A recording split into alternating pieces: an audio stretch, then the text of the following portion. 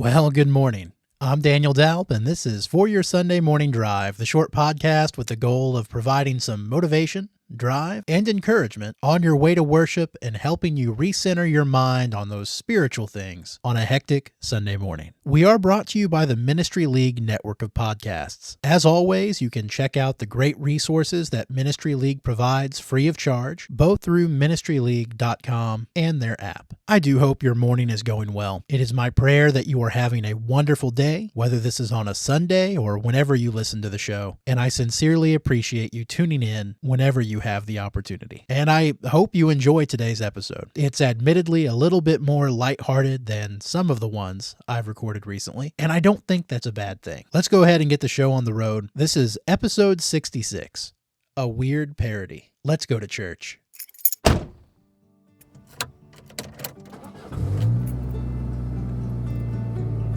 Are we there yet?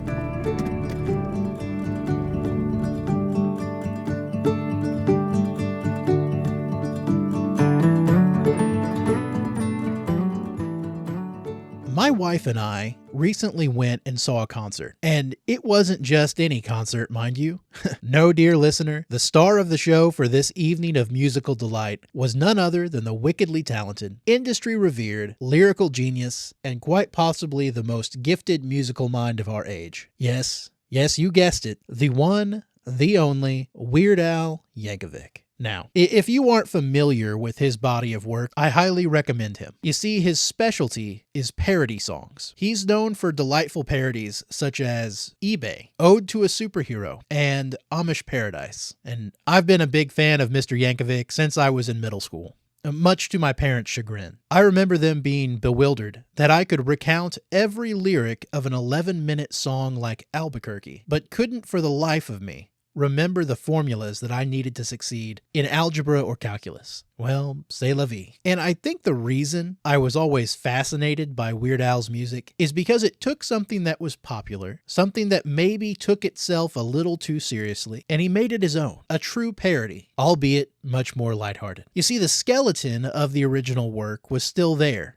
in music and rhythm and in essence, but it came out the other side of his creative process a wholly different work. Gangster's Paradise became Amish Paradise. I'm Bad became I'm Fat. Piano Man became Ode to a Superhero, and so on and so forth. Now, hang in there. There is a spiritual connection here somewhere. You see, parody is all well and good for things like music. In fact, it's probably a habit that many of us have. Have you ever, for humor's sake, changed the words to a song just to make someone crack a smile? You see, you took something original and you made it your own. And that's all well and good. But now the spiritual and the sobering connection.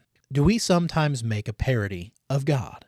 Let me explain. Do we tend to worship and lift up our own preconceived notions about who God is and what he wants, rather than the reality of how he presents himself to us? Do we do this in place of scriptural truth? Do we have a tendency to turn the latest spiritual-sounding jargon or social influence buzzwords and lift those up as tenets of doctrine, rather than going back to the basic instructions of God-breathed, inspired Scripture? You see, we need to take God seriously. We need to seek to know the God of the Bible, not to focus on and revere our own silly little caricature of him. For instance, in the Sermon on Mars Hill, in Acts 17:22 through 25, Paul stood in the midst of the Areopagus, and he said, "Men of Athens, I observe that you are very religious in all aspects. For while I was passing through and examining the objects of your worship, I also found an altar with this inscription, 'To the unknown God.' Therefore, what you worship in ignorance, this I proclaim to you. The God who made the world and all things in it, since he is Lord of heaven and earth, does not dwell in temples made with hands, nor is he served by human hands as though he needed anything, since he himself gives to all people life and breath and all things."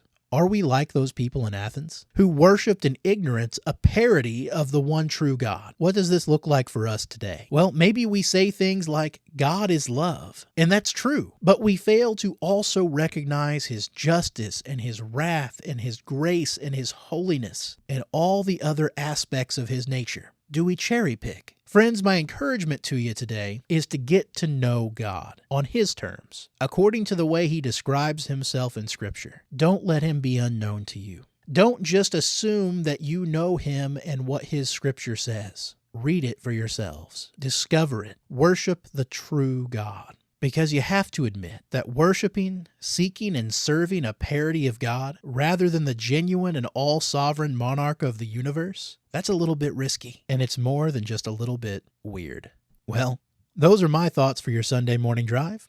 Now it's time to hear yours. And don't forget, you can always share your responses to our discussion questions or your thoughts about each episode at foryoursundaymorningdrive.com. Our discussion questions for this week are, do we know God? Do we know what His Word says about Him? What are some preconceived ideas about God or the Bible that you've had to cast aside in the face of truth? And how has that helped you grow as a Christian?